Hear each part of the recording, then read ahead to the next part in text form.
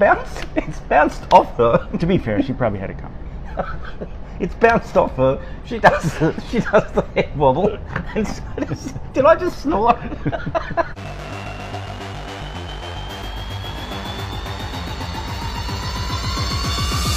Good morning.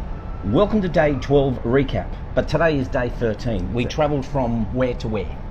Dharmadam, something like that. It looked like a bunch of leftover Scrabble tiles. I'm not really sure how to pronounce it. But Dharmadam to Kochi, 247 kilometers, 247 kilometers to the finish line in Kochi, a day and a half early because we're awesome. And you can tell it's the morning, and you can tell we were done because we have fresh, clean clothes on. Fresh, clean clothes are the best thing. Before we tell you a little bit about the recap of what we've done in the last 24 hours, I think we have perfected the head nod. There's a special technique to the head nod, and I think it means so much. It does. It does. And you're looking at a clip at the moment. We went from, we just parked the rickshaw, and we went in and asked the fella and said, "Do you serve chai here?" And the answer. So I don't know if that's yes or no. But here's what we've worked out. When they do no, their no is a shake of the head, close the eyes, and so it's like this. Do you serve chai here? You do it. See, that's a no. But if it's like, do you serve chai here? There was a smile in there. So if you're ever coming to India and you want to know what all that head bobble means, it's like the Australian equivalent of mate. It means anything, mate. Right? So you slept with my girlfriend. Mate. We just won the lottery. Mate. Yeah, so it can mean anything. Bunch of stuff. So the head nod means anything and everything. It's awesome. I love the head nod now. And we're getting fancy as well. We thought yesterday when we showed you a video of how we actually video, we used the GoPro. And look at us now. Over there, hey? We're using like 2 camera angles. We should have done this from the start because we're just awesome. That's how we do it. So a bit of a recap. What do we know about the driving? Oh, what the hell is going on with this place here in the driving? It's always bad. Like, it's always life-threatening experience on the roads.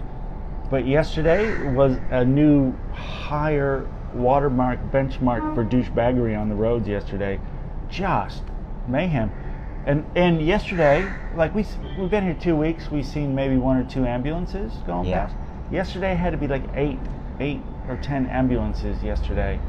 It was just rampant douchebaggery everywhere. I think we must have locked up the brakes half a dozen times to avoid hitting trucks, buses, and other tuk-tuks. Highlight. Other tuk-tuks, yes. Highlight, you're looking at it now. We could see in the distance there were 2 teams, and Barry was driving, and I don't know what's going on with this man, but there is a competitive streak in him that I don't know where you get that from, but it kind of like it outnumbers and it outdoes all the douchebaggery on the whole road.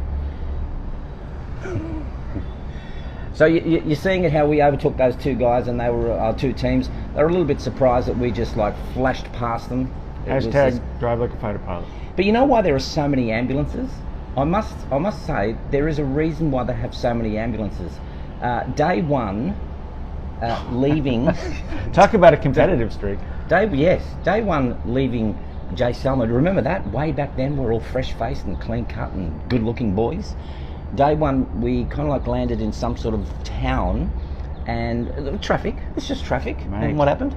Mate. I almost hit a woman. Like, I don't know how we didn't hit her. Yeah. Because there was a bus parked here, and there was a median strip. So we're in this part, median strip, other part. But the median strip also had like a wall in it, so you couldn't really see across to the other lane.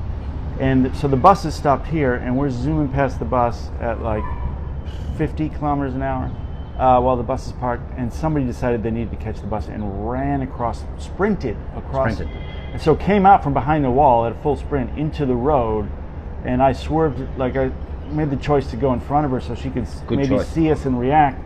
And we basically scraped past the bus like that and missed her like that. I don't know how we didn't miss her, but we didn't hit her. No. I didn't hit her, more to the point.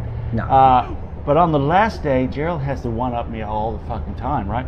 He has to be competitive. So on the last day, what's he do?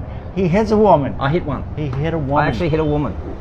I think that was probably the most exciting thing that's ever happened to her. But let's put some context behind it. You can't just say that I hit a woman. I can say that. You can say that. So we've left a spot where we were here looking for a hotel, and we're coming to this hotel now that you're seeing some pictures of. And Barry says, turn left, because he lost GPS coordinates. My phone dropped out. We're trying to navigate the Rabbit Warren of Kochi. And my phone dropped signal, and it came back just as we got to an intersection. And he says, turn left. Which bears left, and it also had a sharp left. Oh, bears left. And we ended up going straight, though. Anyway, so we bared left.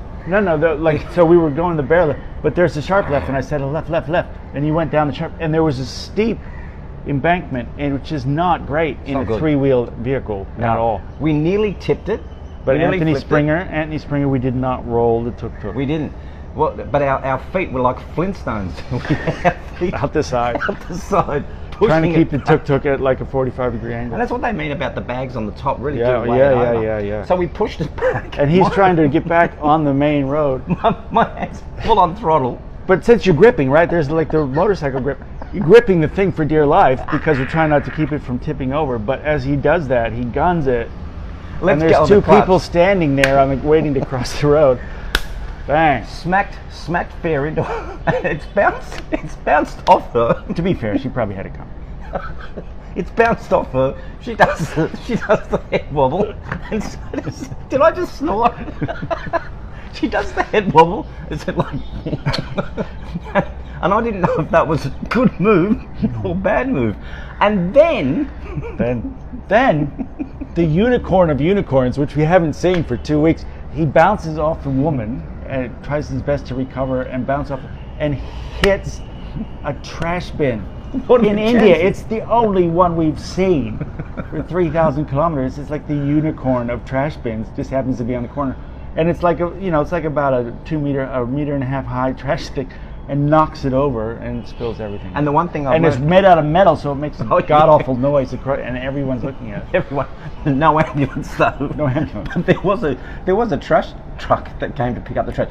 But the thing that you learn about being with someone for the last 3 weeks is that you start to learn that the man has no empathy. And how do I know that? Rather than helping the woman up off her feet, he goes to the trash can and picks the trash can. Hey, I don't want to be responsible for spewing litter on the clean, pristine streets of India. Yeah, no. We don't. I did. I went and rushed over and picked up the trash can. He did. So we landed at this place here called Hotel 18. It's spot on. We're on the rooftop. We came here last night to check out the action. And we haven't really seen much of this because we just got in yesterday afternoon late, but it's nice. It's right on the water, and we did a little ferry ride across to get here. You'll see some of that as we talk. So we're going to go exploring a little bit today, and today's challenge day. We have some challenges to work on still. We are so close to $22,000 in donations, sitting at $21,900 last time I looked. So please, if you haven't, it's not too late to contribute and push us over that $22,000 mark for the finish line. Finish line opens at 10 o'clock tomorrow morning, so we can't go any earlier than that. So we've got a day here to work on our challenges for you guys, over here, for you guys, and can I tell you a little surprise in the works. Little surprise in the works, but that is for tomorrow.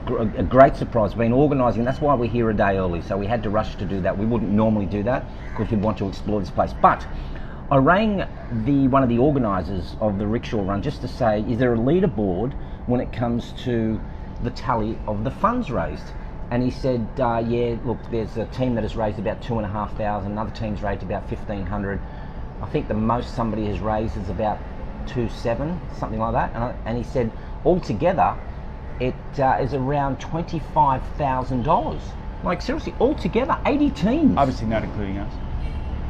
And so I said to the young chap, I said, well, we've raised around 22, well just under 22,000. And they're not going to publicise our efforts.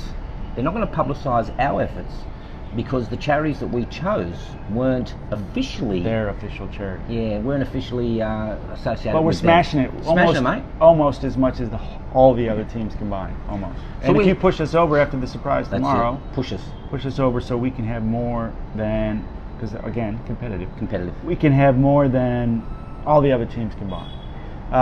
Yeah. So today. Today is we're waiting. We're actually waiting. Look at me looking. Yep, my leather clock. Looking at his leather bag. Today we're waiting on one of the people to come and meet us so we can do the organisation of what we're about to show you tomorrow.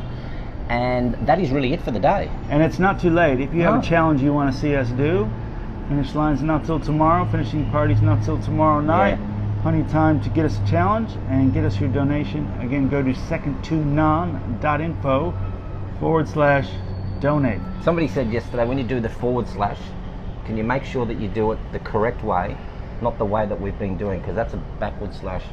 Picky? Yeah, we go / now pick that. Donate.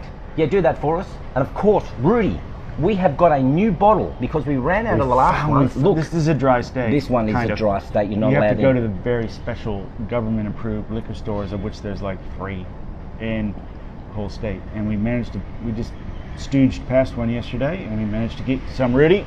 We got some of this. To let you know, also, you're seeing some footage of, just in case the police pull us over, they normally want to check your bags to see if you have any alcohol that you've imported from another state. It's not a good thing. Have a look what I do. Hey, tricky. Body cavity G. search. Tricky. So we got Williams Lawson, and we have already. You think it's half empty, don't you? Are you ready, Rudy? You did the last one yesterday.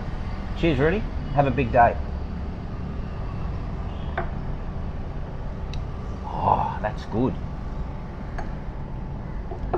Early morning starter. Get it in you, Rudy. See you tomorrow.